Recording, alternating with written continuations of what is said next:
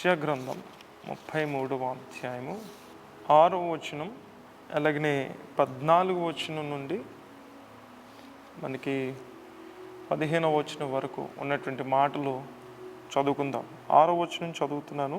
నీ కాలములో నియమింపబడినది స్థిరముగా నుండును, రక్షణ బాహుల్యమును బుద్ధి జ్ఞానముల సమృద్ధి కలుగును, యెహోవా భయము వారికి ఐశ్వర్యం అనండి. దేవుని యొక్క భయమే ఇక్కడ ఐశ్వర్యం అని రాయటం జరిగింది. ఆశీర్వాదము కానీ ఐశ్వర్యము కానీ స్థిరమైనటువంటి కలిమి కానీ కావాలని కోరుకునేటటువంటి వాళ్ళు చాలామంది ఉన్నారు. అయితే మన మనుషులు ఎందు భయం కలిగి ఉంటాం, ఇరుగు పొరుగు వారు ఎందు భయం కలిగి ఉంటాం. అలాగనే కొన్నిసార్లు కొన్ని సందర్భాల్లో మీతో చెప్పినటువంటి మాట, ఈ మునుపటి దినాల్లో ఒక మాటని మీకు చెప్పడం జరిగింది. చాలాసార్లు మనము లోకానికి భయపడుతుంటుంటాం. ఒక వస్తువు కొనుక్కోవడం అంటే భయం, ఏమనుకుంటారో ఏమిటో అనేటటువంటి ఆందోళన పడుతుంటుంటాం. అలాగనే ఒక ఇల్లు కొనాలంటే భయం, ఏదైనా ప్రారంభించాలంటే ఇంట్లో వాళ్ళు ఏమనుకుంటారో, ఎలా తీసుకుంటారో, దీనివల్ల వచ్చేటటువంటి అనర్థాలు వేరుగా ఉంటాయేమో అనేటువంటి భయపడేటటువంటి వాళ్ళు చాలామంది ఉన్నారు. వాటి నిమిత్తము వీటి నిమిత్తం భయపడుతుంటుంటారు. కానీ దేవుని యందు భయము మనకి ఐశ్వర్యం అంటున్నాడు.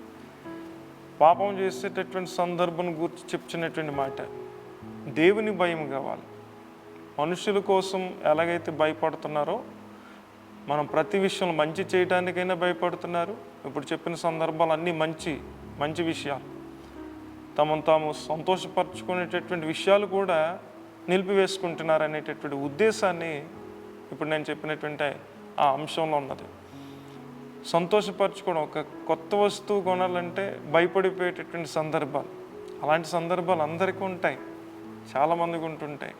మా అమ్మగారు చాలా భయపడిపోయేటటువంటి వారు, నేను చాలా దగ్గర నుండి చూశాను అలాంటి విషయాలు. ఎవరేమనుకుంటారో అనేటటువంటి భయం. సొంత తండ్రి గారికి భయపడిన సందర్భాలు ఉన్నాయి, అలాగనే అత్తయ్య గారు మామయ్య గారికి భయపడిన సందర్భాలు ఉన్నాయి. ఇది పర్సనల్గా అంటే ఒక సేవకులనే కాదు, లేకపోతే బయట వారనే కాదు, ఎవరైనా భయపడతారు, ప్రతి విషయానికి భయపడతారు. ఏమనుకుంటారో అనేటటువంటి భయం. మా తండ్రి గారు కూడా భయపడిన సందర్భాలు ఉన్నాయి. వాళ్ళు ఏమనుకుంటారో వీళ్ళు ఏమనుకుంటారో అనేటటువంటి భయం అందరికీ ఉంటుంది. ఇది చాలా సర్వసాధారణంగా అందరిలో ఉండేటటువంటిది. సంఘం నిమిత్తం, సంఘం ఏమనుకుంటారో, కొంతమంది మరి బాధపడిపోయేటటువంటి వాళ్ళు కూడా ఉంటుంటారు కదా. అలాంటి వారిని బట్టి ఏదైనా ఒక సందర్భం మంచి విషయాలు చేయాలనుకున్నా భయపడుతున్నారు. అలాగనే చెడ్డ విషయాల కోసం కొంతమంది భయపడుతుంటుంటారు. ఈ పాపం నేను చేస్తున్నాను, ఎవడైనా చూస్తే ఏమంటాడో, ఏమనుకుంటారో, లేకపోతే ఈ సమాజం మన మీద ముద్ర వేస్తుంది, అవమానపరచబడతాం, వెలివేయబడతాం, కుటుంబంలో విలువెవరు, ఉన్న గౌరవం పోతుంది అనేటటువంటి విషయాల్ని బట్టి చెడు విషయాల్లో కూడా మనుషులకు భయపడుతుంటుంటారు. ఇక్కడ భయం అనేటటువంటిది సర్వసాధారణంగా కలుగుతుంది. మంచి విషయాలకు భయపడుతున్నారు, చెడు విషయాలకు భయపడుతున్నారు. ఇది మనుషులను చూసి పడేటటువంటి భయం, మనుషులను చూసి తొందరపడేటటువంటి వారుగా ఉంటున్నారు. అయితే ఇక్కడ దేవుడు చెప్తున్నటువంటి మాట ఏమిటంటే, మనుషులను చూసి కాదు కానీ నన్ను చూసి భయపడండి, అది మీకు ఆశీర్వాదం అంటున్నాడు. దేవుని చూసి భయపడాలి. ఒకవేళ దేవుడు చూస్తున్నాడు మనం చేసేటటువంటి ఈ క్రియలు, లేకపోతే మనం తీసుకునే నిర్ణయాలు, దేవుడు చూస్తున్నాడు మనం మాట్లాడేటటువంటి విధానం అని దేవుని చూసి భయపడేటటువంటి వారంగా మనం ఉండాలి తప్ప మనుషులను చూసి భయపడేటటువంటి వారుగా ఉండనేకూడదు. ఈ క్రింద 14వ వచనం నుండి చూసినట్లయితే 14వ వచనం నుండి రాయబడినటువంటి మాటలు మీరు చదువుతుంటుండగానే మీరు కొన్ని సందర్భాలు మీరు గ్రహించవచ్చు. ఇంతకుముందు మనం చదివినటువంటి వాక్య భాగం 2 రోజుల క్రితమే మీకు ఒక ఉద్దేశాన్ని మీకు ముందుకు ఉంచడం జరిగింది. అదే మాటలు ఇక్కడ మరలా దేవుడు మనతో మాట్లాడుతున్నారు. సియోనులోనున్న పాపులు దిగులు పడుచున్నారు, వణుకు భక్తిహీనులను పట్టెను. మనలో ఎవడు నిత్యము దహించు అగ్నితో నివసింపగలడు, మనలో ఎవడు నిత్యము కాల్చుచున్న వాటితో నివసించును. వణుకు భక్తిహీనులను పట్టెను. భక్తిహీనుడు భయపడతాడు, అధైర్యపడుతుంటారు. రేపేం సంభవించబోతుందో నువ్వు ముందుగా భయపడవలసినటువంటి ఆవశ్యకత లేనేలేదు.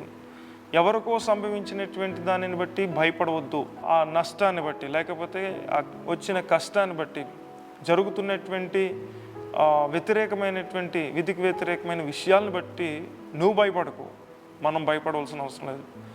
ఎప్పుడు జరుగుతుంది అంటే అది భక్తిహీనత కాకుండా భక్తి కలిగినటువంటి వారు ఉంచబడినప్పుడు. భక్తిహీనత ఎప్పుడైతే ప్రారంభించబడిందో, భక్తిహీనత మనలో ఉంచబడినప్పుడు నిశ్చయంగా భయం అనేటటువంటి సర్వసాధారణంగా కలుగుతుంది. భయపడతాడు. ఆ భయం పోవాలంటే భక్తిగా ఉండాలి, దైవభక్తిలో ఉండాలి. ఒక అతను ప్రార్థన చేయమంటున్నాడు. ప్రార్థన చేయమన్నటువంటి వ్యక్తికి 55 సంవత్సరాలు. 55 సంవత్సరాలు అయితే నేను ప్రార్థన చేయమన్న వెంటనే నాకు ప్రేరేపణ చేస్తున్నటువంటి మాట ఏమిటంటే వెంటనే ప్రార్థనలు చేస్తూ ఉంటుంటాను. అంటే చాలా ఫోన్ కాల్స్ వస్తుంటుంటాయి. అయితే ప్రార్థన చేసే క్రమంలో దాని తర్వాత ఒకటి వస్తుంటుంటాయి కనుక ఎంగేజ్ అవ్వకూడదు కనుక ప్రార్థన చేసేయాలి. అయితే ప్రత్యేకంగా అక్కడ ఆగి నీ లోపల ఉన్నటువంటి భయం అంతా కూడా, అతడు చీకటితో భయపడుతున్నాడు, సాతానుడు వెంబడిస్తుంది, అలాగనే ఎక్కడికి వెళ్ళినా సరే నిలవబడలేకపోతున్నాడంట. వెలుగులో కూడా, చీకట్లో భయం వేస్తుంది అందరికీ, కానీ ఇతను వెలుగులో కూడా భయపడుతున్నాడు. అలాగనే ఏదైనా విగ్రహాన్ని చూసినా వణుగు పుట్టేస్తుంది.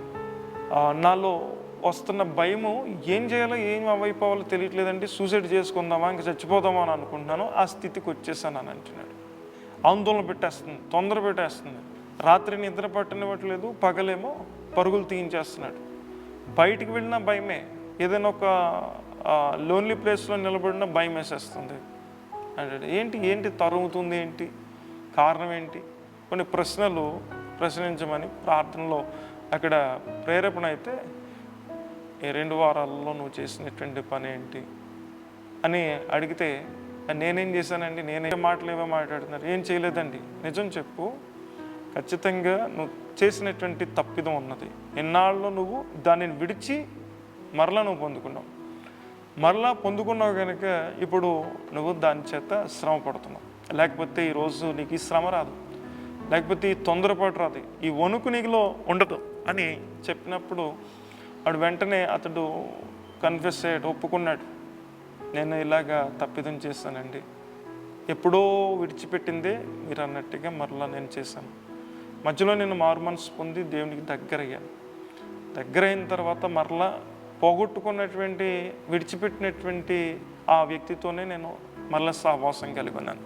ఈ సహవాసం వల్ల పడింది, ఎవరో ఏదో చేసేస్తున్నారు, నన్ను ఎవరో ఏదో చంపేస్తున్నారు అని అనిపిస్తుంది. ఎక్కడ నిలబడిన అదే ఆలోచన, ప్రాంప్టింగ్, ఏదో ఒక మాటలు మాట్లాడేటటువంటి ఒక స్వరం వినపడుతుంది అని అంటున్నప్పుడు అప్పుడు ఒప్పుకున్నటువంటి దానిని బట్టి దేవుడు నిన్ను క్షమిస్తాడు.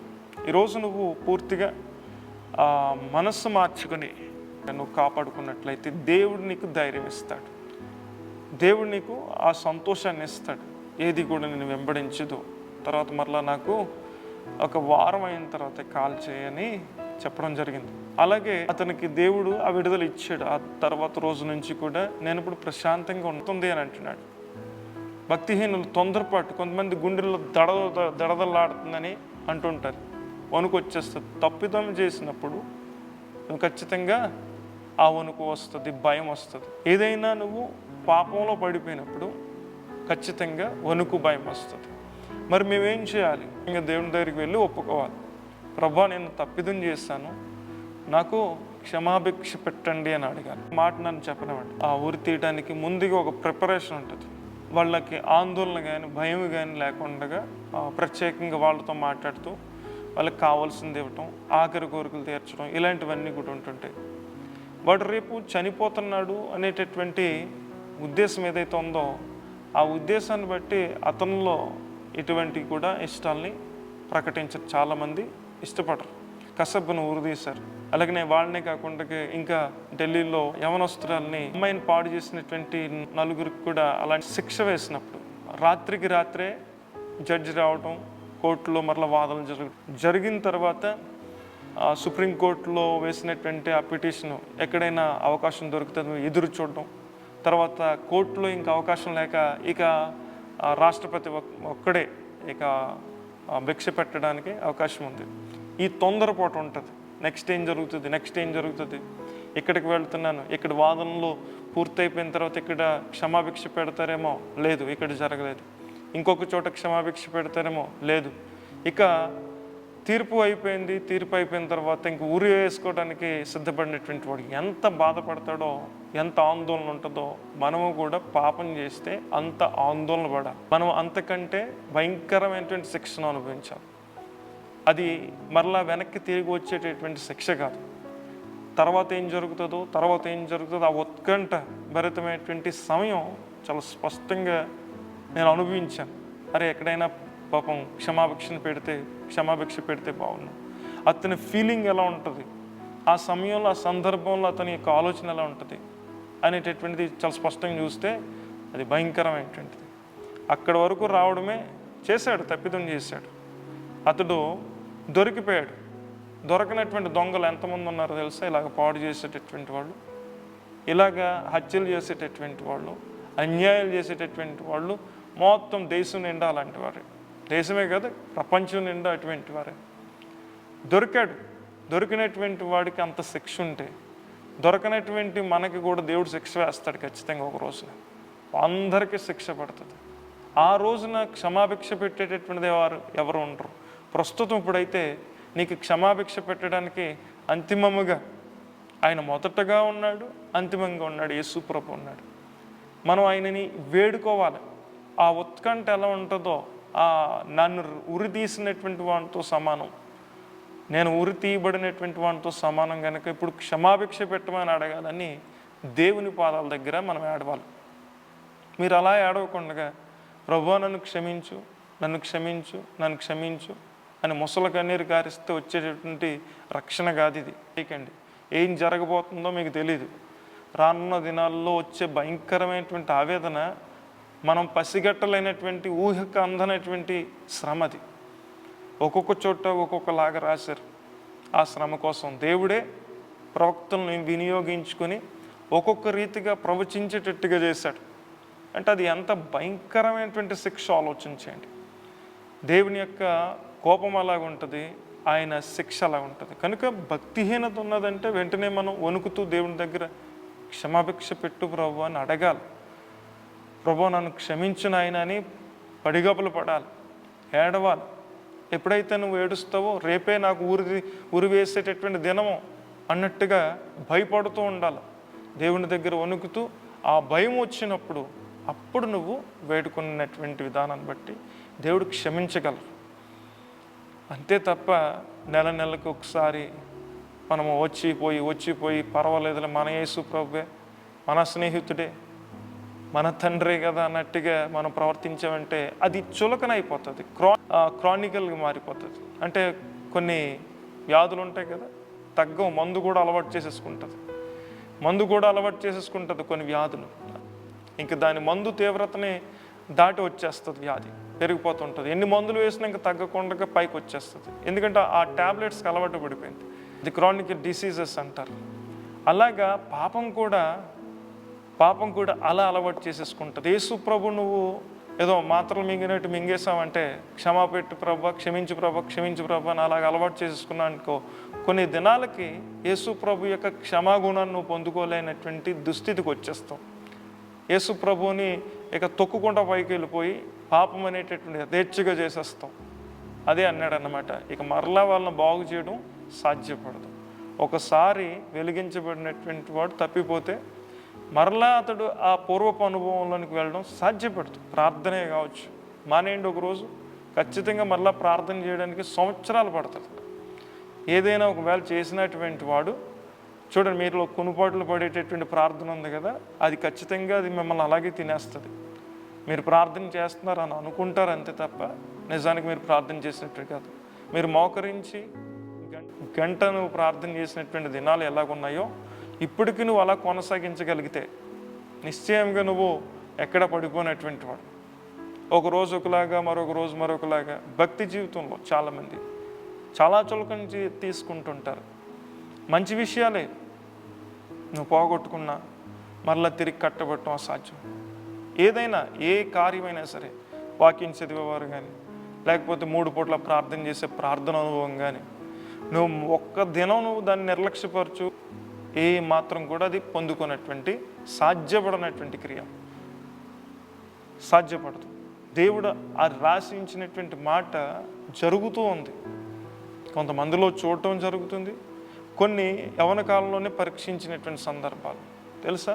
చాలా భయంకరమైనటువంటి విషయాలు ఇవి. దైవభక్తి అనేటటువంటిది ఒక్కసారి నువ్వు దాన్ని చులకనగా ఎంచావా, క్షమాపణని నిజంగా దేవుడు క్షమించినటువంటి ఆ అనుభవాన్ని చులకనగా తీసుకున్నావా, ఇక ఎప్పటికీ నీకు క్షమాపణ దొరకదు, మరలా క్షమించబడటం అవుతుంది.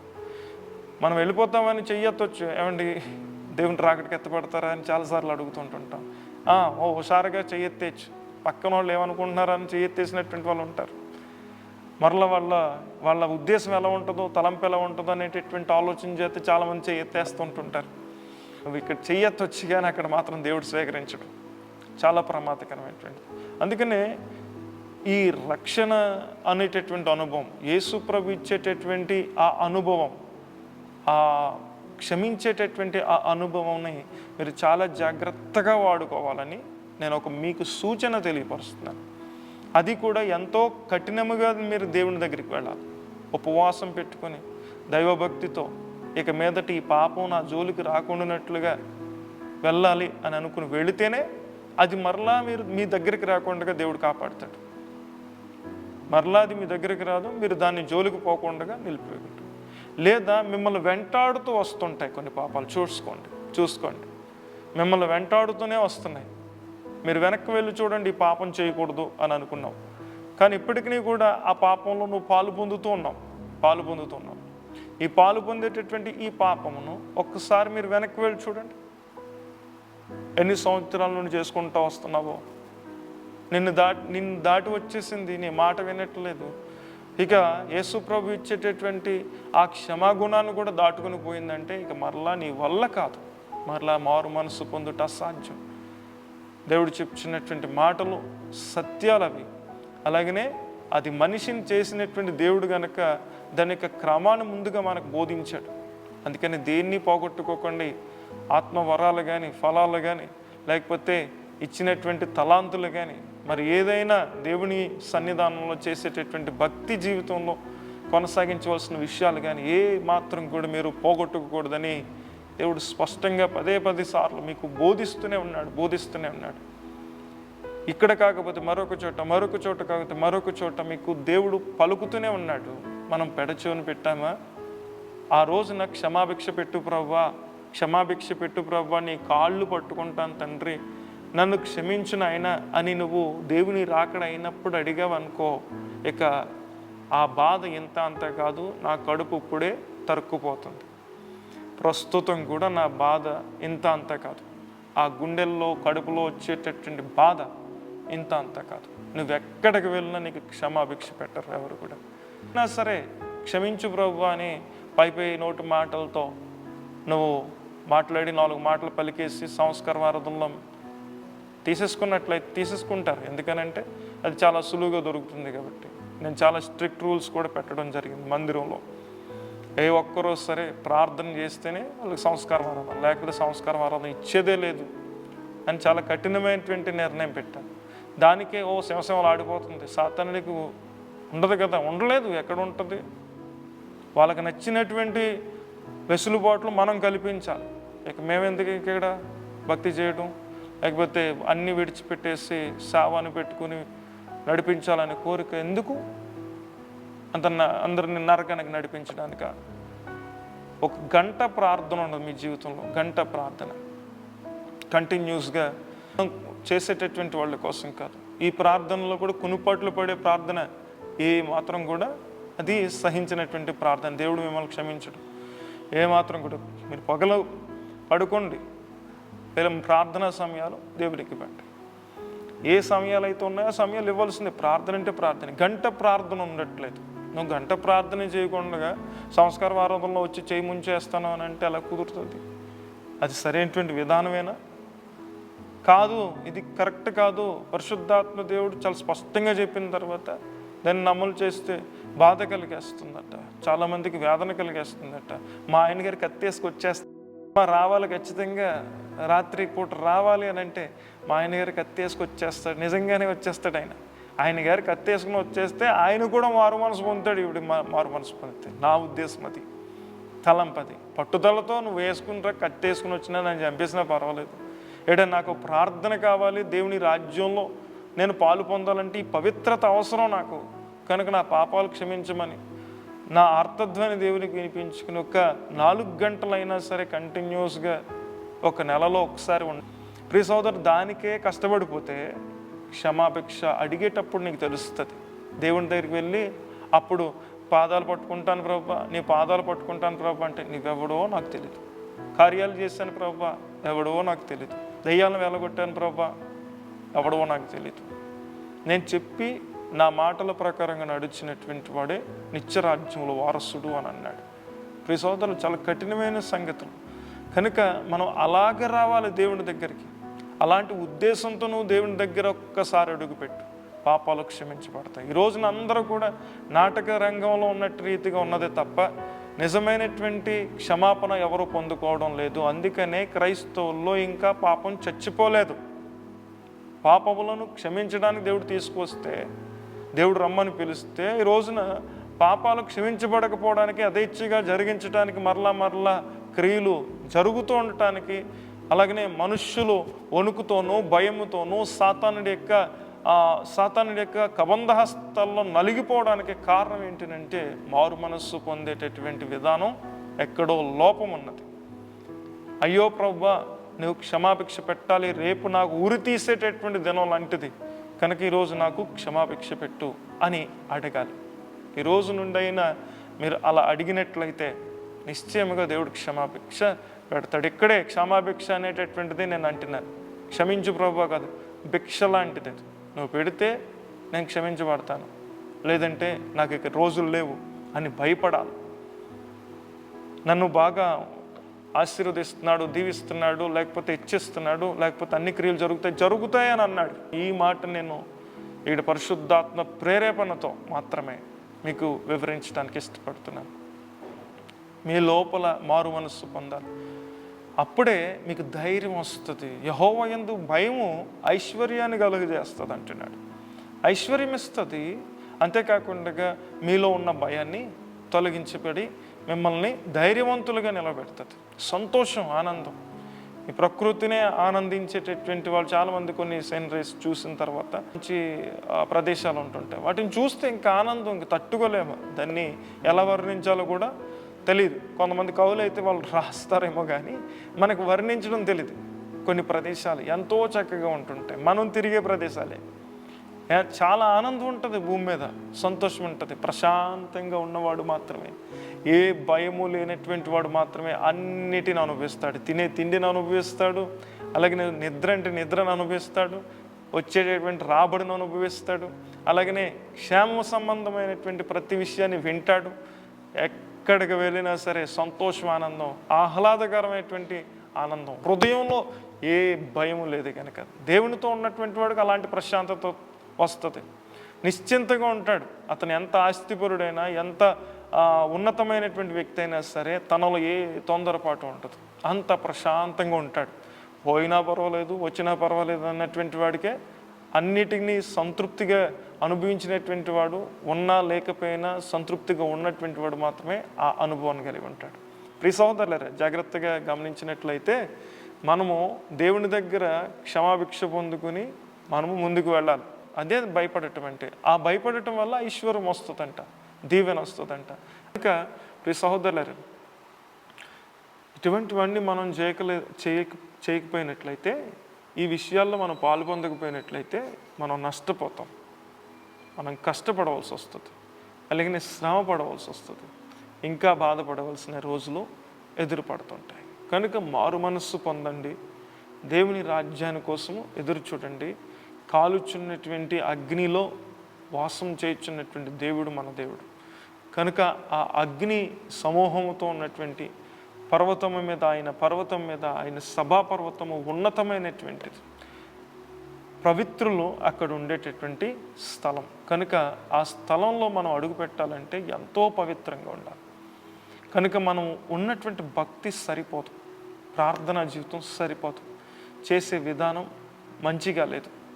కనుక ఇంకా పవిత్రమైనటువంటి పరిశుద్ధమైనటువంటి ఆలోచనల చేత మనం ఉంటేనే కానీ దేవుని యొక్క సన్నిధానంలో ఉండలేం, ఆశీర్వాదం ఉండదు. యెహోవా యందు భయభక్తులు కలిగి ఉండకపోతే అలాగనే వణుకు, భయము కలుగుతుంది. భక్తిహీనత వలన ఆందోళన వస్తుంది. తద్వారా మన జీవితంలో నష్టాన్ని మనం అనుభవిస్తాం. మనం దినదినము పాడైనటువంటి వ్యక్తులుగా మనం మార్చబడతాం. సాతానుడి యొక్క కబంధ హస్తాల్లో మనల్ని ఉంచుతుంది. చివరిగా మీకు చెప్పేటటువంటి మాట ఏమిటంటే, ఏమంటే ఇలాంటి వాటిలో మేము పాలు పొందుతున్నాం, మేమేం చేయాలి అని అంటే వేడుకొనండి. దేవుని యొక్క సన్నిధానంలో మీరు ఉపవాసం ఉండి, ప్రభువా నన్ను క్షమించు, నేను పాపినని సాష్టాంగ నమస్కారం చేయండి. మీ తల వాల్చి దేవుని దగ్గర అక్కడే ఎక్కి ఏడుస్తూ రేపే నేను చనిపోబోతున్నాను అనేటటువంటి భయం చేత మీరు దేవుని దగ్గరికి వెళ్ళినట్లయితే నిశ్చయంగా దేవుడు మిమ్మల్ని నిశ్చయంగా కాపాడుతారు. సంతోషిస్తాడు. నేను సంతోషిస్తాను, నేను ఆనందపడతాను. ఒకవేళ నువ్వు తిరిగి వచ్చినట్లయితే నేను చాలా నీ దుఃఖాన్ని బట్టి లేకపోతే నీ యొక్క ఉద్దేశాన్ని బట్టి నేను ఆనందిస్తాను. ఇర్మియా గ్రంథం 3వ అధ్యాయం తర్వాత సమయంలో చదవండి. దేవుడు తిరిగి రావాలని కోరుకుంటున్నాడు. తిరిగి వచ్చినటువంటి వాడిని బట్టి ఎంతో ఆనందపడతాను అంటున్నాడు, ఎంతో సంతోషపెడతాడు. నువ్వు వస్తావా? తిరిగి నువ్వు అలాంటి అనుభవాన్ని పొందుకుంటావా? లేదంటే సాధారణంగా ప్రతిరోజు విన్నట్టుగా విని మర్చిపోయేటటువంటి వాడుగా ముసలి కన్నీరు కార్చి అంటే ఏదో ప్రభా క్షమించిన ఆయన, నువ్వు క్షమించే దేవుడు నాయన అని అడిగి వెళ్ళిపోతావా? చివరి దినాన్ని ఏడ్చిన నీకు భిక్ష పెట్టేటటువంటి నాదుడు ఉండడు. ఇప్పుడే అడగాలి. ఎంతవరకు అడగగలవో, ఎంతవరకు నువ్వు వేడుకోవాలో ఒక ఉదాహరణ మీకు చెప్పి ఉన్నాను కనుక దానికంటే మించి మీరు అడిగితే దేవుడు నిశ్చయంగా మిమ్మల్ని క్షమిస్తాడు. ఆ వేదన దుఃఖాన్ని బట్టి మీకు కృప అనుగ్రహించి సంతోషం, తేలికైనటువంటి అనుభవం, ఆనందాన్ని దేవుడు మీకు అనుగ్రహించునుగాక. ఆమేన్. ప్రార్థన చేస్తారా నాతో? దేవా వందనాలు చెల్లించుకొంచున్నాం. ఈరోజు మేము వినినటువంటి వాక్యాన్ని బట్టి ప్రభా మమ్మలను క్షమించు నాయన, మమ్మల్ని క్షమించు తండ్రి. దురవస్థలో ఉన్నప్పుడు జ్ఞాపకం చేసుకునే దేవుడు తండ్రి, వీరిని జ్ఞాపకం చేసుకుని విడిపించమని అడుగుచున్నాం తండ్రి. మీరు మహిమ పొందమని. ఎవరైతే ప్రభా నీ యొక్క సన్నిధానంలో భయపడుతున్నారో భయము తీసివేసి నెమ్మది, శాంతిని అనుగ్రహించండి తండ్రి. ఎవరైతే నీ దగ్గర ప్రభా తండ్రి ఇదిగో వేడుకొంచున్నారో ఐశ్వర్యం కావాలని, మేము తండ్రి ఇదిగో మీ యొక్క సన్నిధానం ఉండాలని కోరుకునేటటువంటి వారికి ఈరోజు ప్రభ మాట్లాడిన ప్రకారంగా యెషయా గ్రంథం 33వ అధ్యాయంలో ప్రభ రాయబడినటువంటి మాటల ప్రకారముగా 6వ వచనం, 14వ వచనం, 15 వచనాలలో ప్రభా తండ్రి నువ్వు రాసి ఇచ్చినటువంటి మాటలను బట్టి తండ్రి ఇదిగో నిశ్చయముగా దాన్ని నెరవేర్పును కలుగజేసేటువంటి వారిని నిలబెట్టమని అడుగుచున్నాం తండ్రి. ఆశీర్వదించండి, దీవించండి. యెహోవా భయము ఐశ్వర్యం అన్న ఆ ఐశ్వర్యం మాకు కలుగు చేయండి. మనుష్యుల వలన భయపడుతున్నాం తండ్రి. ఇదిగో ఎవరేమనుకుంటారో అని తొందరపడేటటువంటి పరిస్థితులు ఉన్నాయి ప్రభ. అందరికీ ఆ భయం ఉంది నాయన తండ్రి. ఇదిగో ప్రభ నిశ్చయంగా భయం కంటే నిన్ను చూసి ప్రభ భయపడేవారు కావాలి నాయన. ప్రభ నీ గురించి ప్రభ భయపడేటటువంటి వారికి మేము ఉన్నట్లు సహాయం తెచ్చేసి నడిపించమని, మీరే ఘనత, మహిమ, ప్రభావం పొందుకోమని యేసు పరిశుద్ధ దివ్యనామమున అడుగుచున్నాం తండ్రి. ఆమేన్.